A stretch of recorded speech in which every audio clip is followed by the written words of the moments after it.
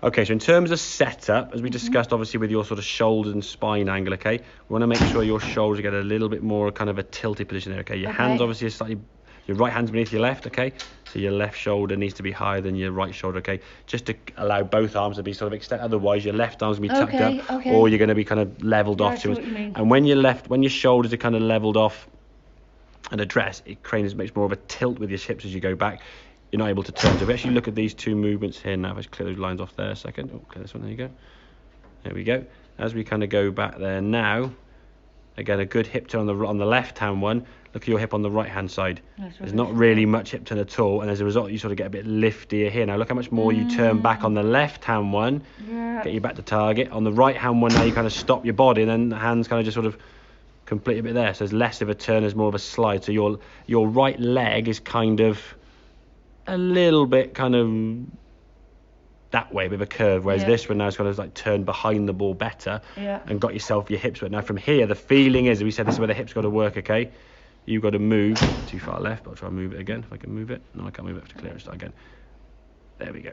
Okay, so your left hip now has got to move towards that line there. Now it sort of starts moving there and then sort of stops and backs up a little bit. If there was a wall there, you're back here. There's definitely some space. If we zoom in there, there's a few inches there, obviously. As you start down, you start shrinking that gap, but then it sort of stops, and now you're going to pivot back on your right foot. So your hip now starts in some ways almost moving there and moving away from that line just slightly, okay?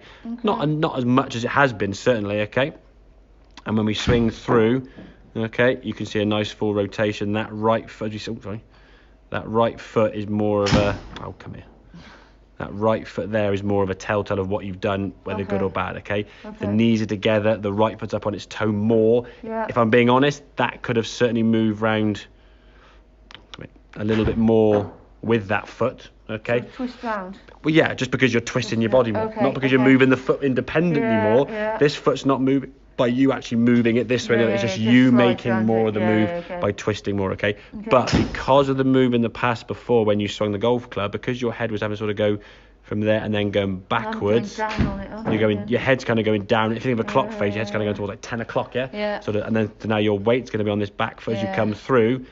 You can't really get through that easily. So you're grabbing your weight on your toes to try and support the swing. If we can get into sort of a better start position, a little bit more kind of lean with the shoulders.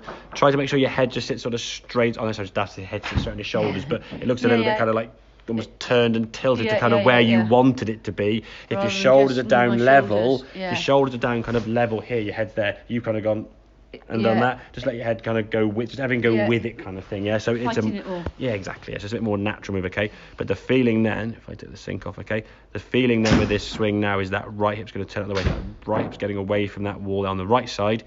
That's good. Good full turn back. Is the knee all right there? Yeah, that's fine. It needs to. That and I mean, barring, I know, a gymnast or someone who's super flexible, the knee's not going to move. It's not going to be able to not move, okay? And it's not moving, so you're losing balance. Now from here, we drive to that left-hand side, okay? I'm trying to move my head up and down a bit. You move a little bit, But I mean, that lower half's going to move better. The thing is, if the head's coming down, the hip can't keep moving, and that's why it sort of stops, sort of moving to the left, okay? I would practice as much as you can getting into that position, okay? And then visualising kind of the wall there, and just keep moving into that wall. And almost feel like you're trying to bump yourself into the wall, okay? Do it nice and slow to start. Obviously, have your left foot on the wall there officially, okay? And just get that sensation of moving through. What you will find when you change your path slightly and the club face was square, and if you look back at the club faces, the one you felt the club face was open, if you look at the club face, I'll zoom in on this now, best we can. That club face there, that's dead straight. I mean, if you look at that club face there, so she's sat like that. It's not as you think when you look down because you want it to be kind of turned in this way. The hosel part of the club, this bit here, needs to be nearer the target than the toe, because the club is offset the club. If my hand was this way, my wrist now is nearer the phone than my fingers. If I do this to level them off, now my hand is facing left of target, Getting yourself, that'll take a little bit of practice getting used to that club. Get your head around it. A good way to do it is go up against the arrow. No, the grip's fine, but just when you put the club down there, go up against a flat table there. Okay, and then bring it back. Okay, if you go this way and then you, oh, hang on, the heels. Yeah, Both true. the club should be flat against that flat side there, or if I put here, yeah. Yeah. Should be flat there. Okay. If I Yeah. try and turn it in this way to level off, Yeah. there's a bit of gap now between here. Okay. It's- Yeah. Yeah. This again is just putting the club down, and if this arrow's on top in the middle, the club square. If I turn that white arrow to the left a little yeah. bit, whoop, close Yeah, the so I club need to face. have that.